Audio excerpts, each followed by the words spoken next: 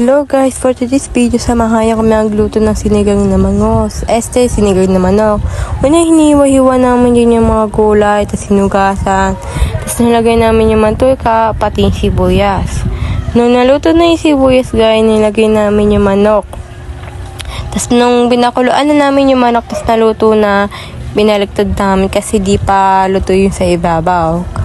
Tapos, yun, naging pantay na siya guys. Tapos, nilagay na namin yung tubig. Tapos, tinakpan.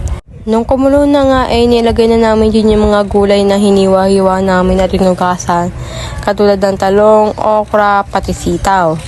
Tapos, nung okay na nga, hinalo-halo namin. Sabay, nilagay na namin yung mga ricado. Fast forward na guys. Doon na tayo sa naluto na yung mga gulay natin. So, nilagay namin yung kangkong. Tapos, nung luto na, okay na. Masarap naman yung lasa, guys.